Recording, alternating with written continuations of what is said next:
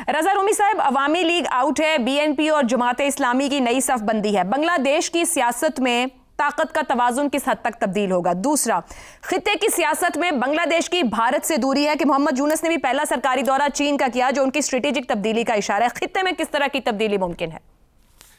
आशा, देखिए, ये बहुत देर पा और बहुत ही जिसे कहना चाहिए अहम तब्दीलियां रूनुमा हो रही हैं बांग्लादेश के अंदर। उसका भी तस्करा भी हुआ कि ये डोमेस्टिक जो बांग्लादेश की सियासत है और माशरत है और जो वहाँ पे डेमोग्राफिक इस वक्त बैलेंस है, वो भी वहाँ की जो मकामी सियासत है उसके ऊपर असरअंदाज हो रहा है और उसमें एक ऐसी तब्दीलियां रूनुमा करने जा रहा है जो कि शायद आज से चंद साल पहले उनका तसव्वुर भी नहीं किया जा सकता था। देखिए, आज से 2-3 साल पहले तक तो यूं लगता था कि शेख हसीना वाजिद को कोई हिला नहीं सकता। जिस तरीके से उन्होंने तमाम जो सिस्टम था और इदारे थे उनके ऊपर अपनी गिरफ्त को इतना मजबूत कर लिया था और 3 बार उन्होंने वो इलेक्शन में जीती अपने पसंदीदा मनमानी से और अपनी तर्ज के इलेक्शन से।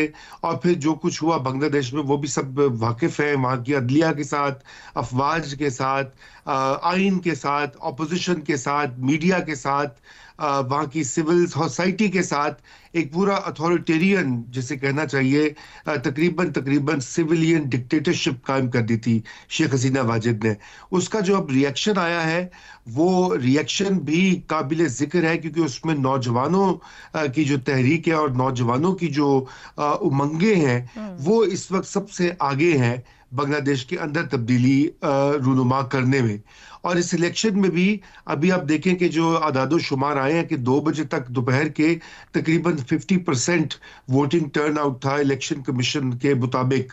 इसका यही मतलब है कि जब तक पोलिंग क्लोज हुई होगी तो उससे भी ज्यादा लोगों ने वोट डाले होंगे। ये पिछले इलेक्शंस के टर्न आउट से ज्यादा है। गोया के नौजवानों की तादाद, काफी बड़ी तादाद ने वोट डाला है और उन नौजवानों की जो सबसे अहम नुक्ता खारिजा पॉलिसी के हवाले से है कि उनको इंडिया से बेहद शिकायत है क्योंकि वो ये समझते थे कि शेख हसीना वाजिद को इंडिया प्रोटेक्ट कर रहा है, जो कि अभी भी कर रहा है, वहीं पर वो मौजूद है। और जो भी उनसे गिले शिकवे थे बांग्लादेश के अवाम के, ख़ुसूसन नौजवानों के, उसमें वो भारत को भी कसूरवार ठहराते हैं। इसलिए अगर कोई भी अब जो गवर्नमेंट आएगी उसको ये पॉलिसी जो है हिंदुस्तान के साथ उसको बदलना ही पड़ेगा, जैसे कि मौजूदा निगरान हुकूमत ने या इंटरिम हुकूमत ने ये पिछले 1.5-2 साल में बदली है। और ये यकीनन एक बहुत बड़ी तब्दीली है। उसकी वजह यह कि हिंदुस्तान के ये ख्याल था कि बांग्लादेश की सूरत में इसको एक काबिल एतमाद सैटेलाइट मिला है जिससे कि वो अपनी एक साइड जो है डिफेंस की उसको न सिर्फ कवर कर सकता है बल्कि पाकिस्तान और बांग्लादेश के दरमियान मुस्तकिल दूरी जो है वो भी इंडिया को सूट करती थी।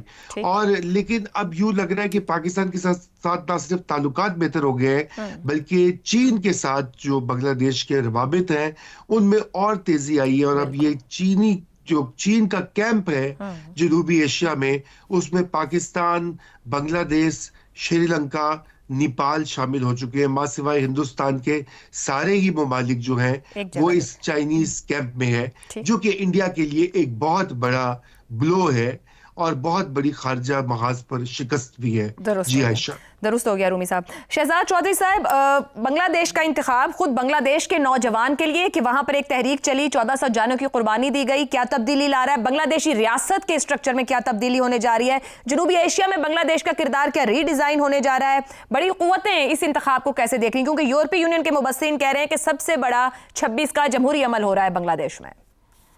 मेरे ख्याल में सबसे अहम जो चीज़ है वो उनका अंदरूनी साख्त है, अंदरूनी डायरेक्शन है, सिमत है जो वो तयन हो रही है इस वक्त। क्योंकि जिस तरह आपने कहा कि एक बहुत बड़ी तादाद 40% गालिबन जो जेन जी या उस किस्म के यंगर वोटर्स जिन्हें कहा जाता है 30-35% से उम्र के कम जो लोग हैं उनके वोट्स हैं। तो अगर इस किस्म की बात है तो फिर जाहिर है कि ये वोट जो है ये डिटरमिन करेगा कि आइंदा का बांग्लादेश किस रास्ते पे चलता है, किस सिमत पे चलता है, उसका डायरेक्शन क्या होगा।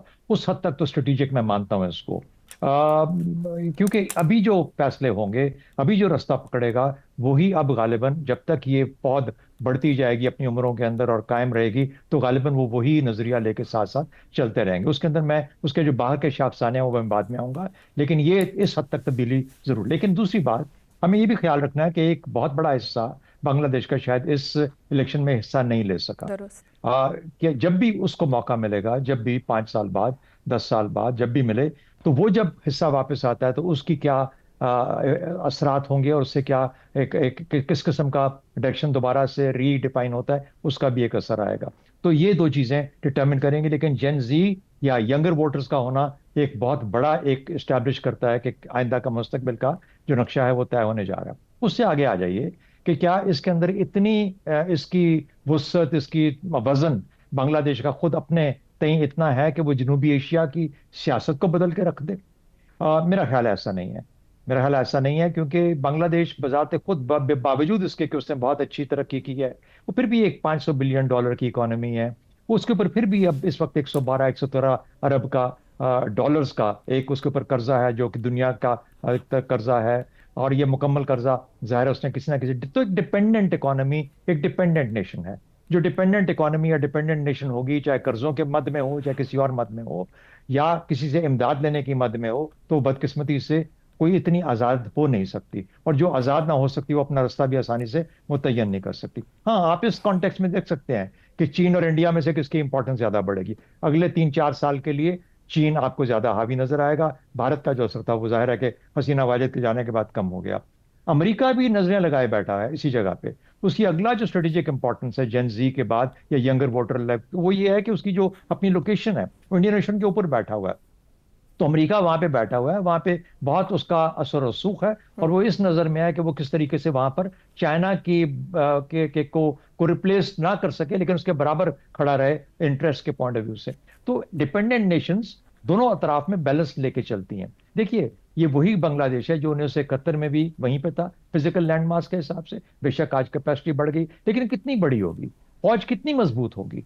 तो हम जब उस वक्त कुछ नहीं कर पाए 1971 में, तो अब वो बांग्लादेश की अफवाज क्या कर पाएंगी as far as Pakistan interest are concern. इसमें कोई शक नहीं कि पाकिस्तान को एक अच्छा हलीफ, एक अच्छा दोस्त मिल जाएगा, लेकिन कब तक? अगले कू तक, अगले इलेक्शन तक, अगले अपसर्ज तक, अगली एक और एजिटेशन तक। तो ये बांग्लादेश की तारीख है बदकिस्मती से, जो कि हमारे सामने बार बार दोहराई जाती है हर चंद सालों के बाद। हसीना वाजिद ने एक जबर के साथ एक एक एक, एक निजाम को चलाए रखा जो अल्टीमेटली गिव अप कर गया। सही। तो मेरा ख्याल है कि बांग्लादेश से ये तवक्को करना है कि वो जनूबी एशिया की सियासत में एक स्ट्रेटेजिक सिमत करेगा, मेरे ख्याल में थोड़ी सी ज्यादती होगी। इसमें कोई शक नहीं कि बांग्लादेश खुद जरूर तब्दील होने जा रहा है, और इससे उम्मीद हमें करनी चाहिए कि वो एक ना सिर्फ फाल मेंबर होगा, लेकिन पाकिस्तान का हलीफ भी साबित होगा। मेरा ख्याल है कि हम ये कहें कि क्या वो हिंदुस्तान के खिलाफ पाकिस्तान के साथ मिलकर खड़ा होगा, ये भी ज्यादती होगी। मेरा ख्याल है पाकिस्तान को अपना वजन खुद से उठाना पड़ेगा। बांग्लादेश शायद इस काबिल ना हो कि वो आपका वजन उस तरफ से उठा सके। दुरुस्त हो गया।